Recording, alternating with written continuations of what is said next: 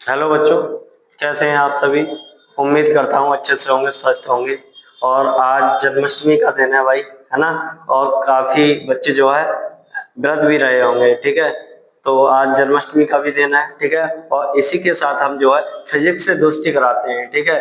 और फिजिक्स का आज का टॉपिक सेकंड चैप्टर में हम लेके आए हैं। बहुत ही शानदार और प्यारा सा टॉपिक है मेरे भाई, वैद्युत स्थितिज ऊर्जा, ठीक है। इसे हम देखेंगे, ठीक है। निकाय की वैद्युत स्थितिज ऊर्जा क्या होती है, इसको हम देखेंगे और बहुत ही बारीकी से समझेंगे, ठीक है ना मेरे भाई। तो स्टार्ट करते हैं अपना टॉपिक वैद्युत स्थितिज ऊर्जा, ठीक है ना। इस टॉपिक में क्या होता है मेरे भाई, ध्यान से सुनना। सबसे पहले मैं हेडिंग डालता हूँ वैद्युत स्थितिज ऊर्जा। क्या है मेरे भाई, वैद्युत स्थितिज ऊर्जा, ठीक है ना मेरे भाई। इस टॉपिक को आज कवर करने वाले हैं इस वीडियो में, लेक्चर में, ठीक है ना। वैद्युत स्थितिज ऊर्जा क्या होती है, जैसे मान लीजिए मेरे भाई अपने पास दो आवेश है मेरे भाई। क्या है, दो आवेश हैं। एक मान लीजिए अपने पास यहाँ है, ठीक है, ये प्लस Q1 आवेश। एक इस आवेश से r मीटर की दूरी, कितनी मेरे भाई, r मीटर की दूरी पर एक दूसरा आवेश है, मान लीजिए अपने पास प्लस Q2 आवेश। ये दो आवेश है भाई, एक प्लस Q1 आवेश है और दूसरा प्लस Q2 आवेश है। दोनों एक दूसरे से r मीटर की दूरी पर निर्वात में रखे हैं। अब हमें क्या करना है मेरे भाई कि इस निकाय की वैद्युत स्थितिज ऊर्जा ज्ञात करने के लिए हम लोग क्या करेंगे ऐसा, ठीक है। तो मान लीजिए कि ये जो निकाय है, इस निकाय का ये पॉइंट मान लीजिए ए है मेरे भाई, और ये पॉइंट मान लीजिए क्या है मेरे भाई, बी है, ठीक है ना, ठीक है ना भाई।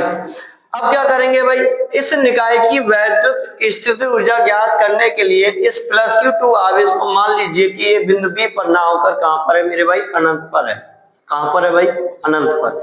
अब ये बिंदु बी पर ना होकर अनंत पर है, तो देखिएगा ध्यान से कि ये जब अनंत पर चला जाएगा प्लस Q2 आवेश, तो ये बी पॉइंट खाली हो जाएगा मेरे भाई, है ना। तब ये जो प्लस Q1 आवेश है, इस प्लस Q1 आवेश के कारण बिंदु बी पर विभव निकालेंगे भाई, कितना होगा, है ना।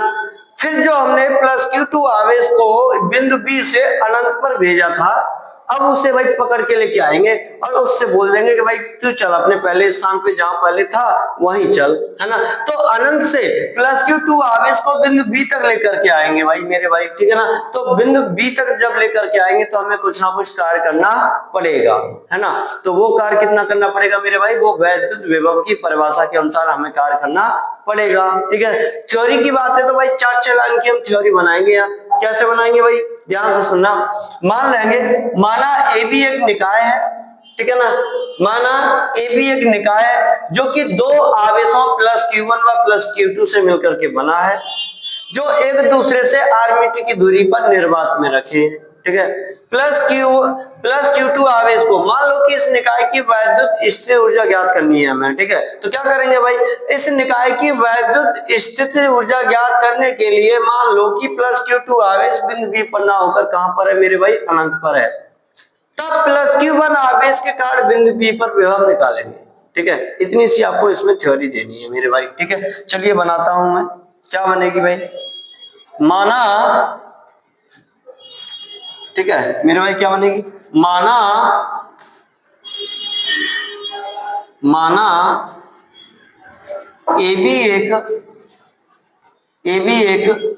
निकाय है, ए बी एक निकाय है जो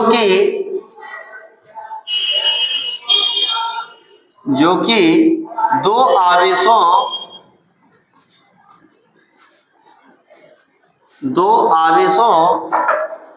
प्लस Q1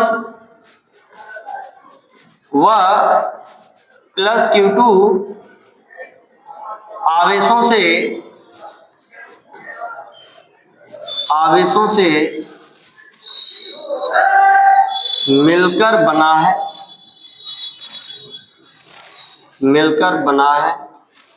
जो एक दूसरे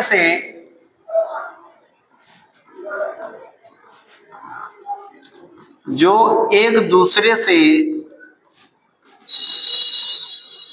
r मीटर की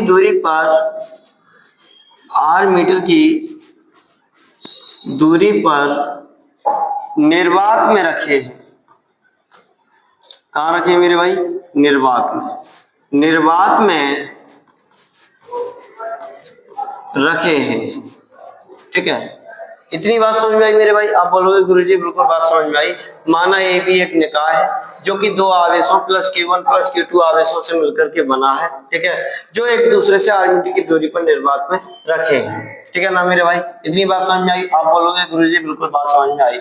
इस निकाय की, आप क्या बोलेंगे मेरे भाई? इस निकाय की वैद्युत स्थितिज ऊर्जा, वैद्युत स्थितिज ऊर्जा, वैद्युत स्थितिज ऊर्जा ज्ञात करने के लिए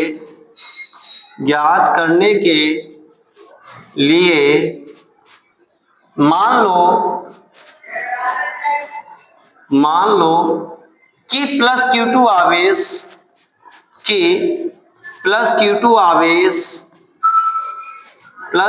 आवेश बिंदु B पर ना होकर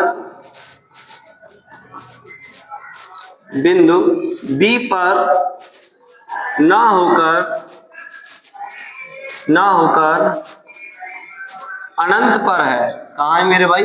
अनंत पर है, अनंत पर है, ठीक है। कहाँ है मेरे भाई? प्लस Q2 आवेश बिंदु B पर ना होकर कहां पर है मेरे भाई? अनंत पर है, ठीक है ना। तब प्लस Q1 आवेश के कारण बिंदु B पर विभव, तब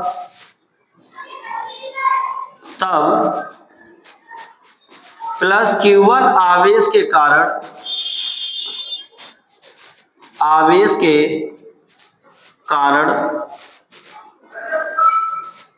बिंदु B पर वैद्युत विभव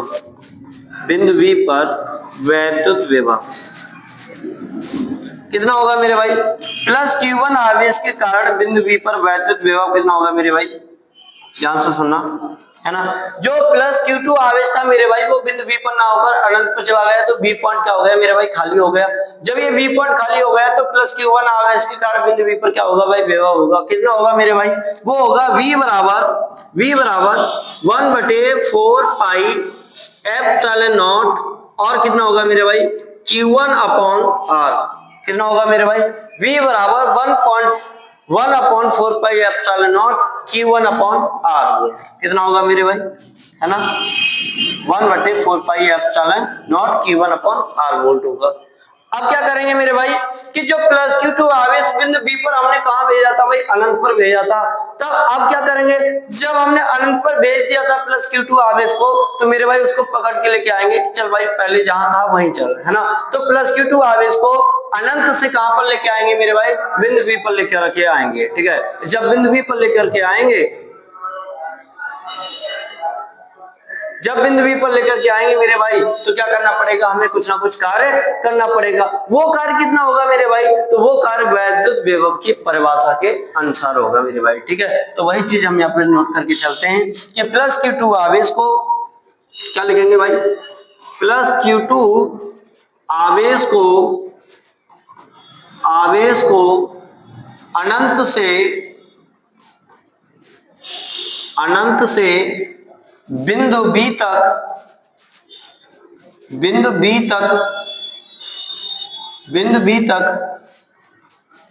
लाने में किया गया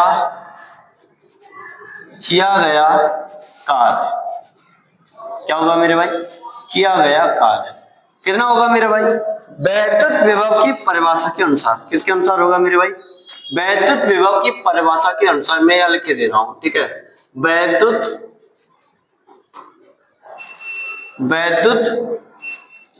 विभव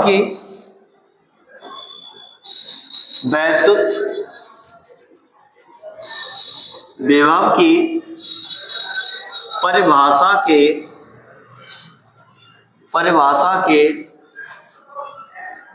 अनुसार ठीक है मेरे भाई। वैद्युत विभव की परिभाषा के अनुसार प्लस Q2 आवेश को अनंत से बिंदु B तक लाने में किया गया कार्य कितना होगा मेरे भाई? तो ये कार्य होगा मेरे भाई अपने पास W बराबर V इंटू Q2। क्या होगा मेरे भाई? W बराबर V इंटू Q2। अब देखें यहां ध्यान से, W बराबर V, मेरे भाई V कितना निकाल के लाए थे हम लोग? यहाँ ध्यान देना मेरे भाई, क्या निकालते थे भी? 1/4πε0 Q1/r वोल्ट निकालते थे। इस V का मान उठा करके हमें इस जगह लगाना है, V के स्थान पर, ठीक है, V के स्थान पर लगाना है। क्या लगेगा? 1/4πε0 और कितना है मेरे भाई? Q1 अपॉन में कितना है? R। इंटू में क्या है मेरे भाई? Q2। इंटू में क्या है मेरे भाई? Q2। अब इस Q2 का मल्टीप्लाई ऊपर जाएगा तो ये मेरे पास बन के आ जाएगा मेरे भाई 1/4πε0 और Q1 Q2 हो जाएगा, Q1 Q2 बटे में कितना आ जाएगा मेरे भाई? R। बटे में कितना आ जाएगा मेरे भाई? R, है ना। कार्य का मात्रक क्या होता है मेरे भाई? जूल। क्या होता है? कार्य का मात्रक होता है मेरे भाई जूल, ठीक है। यही कार्य निकाय की वैद्युत स्थितिज ऊर्जा के रूप में क्या है मेरे भाई? संचित रहता है। हम लोग क्या लिखेंगे भाई? यही कार्य निकाय की वैद्युत स्थितिज ऊर्जा के रूप में संचित रहता है। यही कार्य निकाय की वैद्युत स्थितिज ऊर्जा के रूप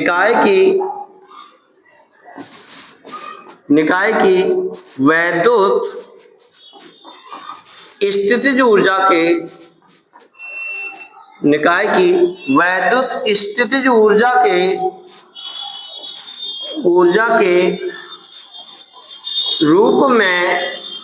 संचित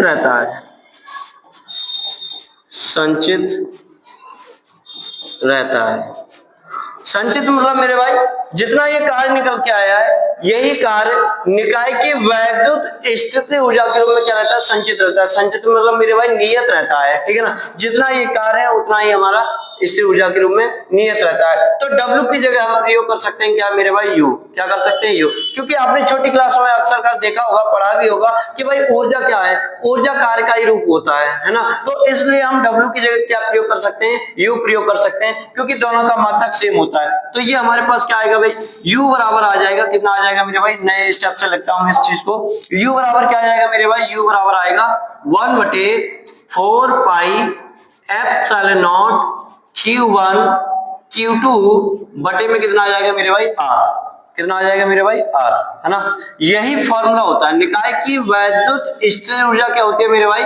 1/4πε0 Q1 Q2 बटे R। इसका मात्रक क्या होता है मेरे भाई? जूल। क्या होता है मेरे भाई? जूल, ठीक है ना। तो ये लेक्चर आज की वीडियो में हमने देखा, ठीक है ना। निकाय की वैद्युत स्थिर ऊर्जा के रूप में हमने ये लेक्चर देखा। इसमें क्या क्या चीजें होती हैं, कैसे इसको जो हम क्लियर कर सकते हैं, ठीक है ना। थैंक यू, धन्यवाद।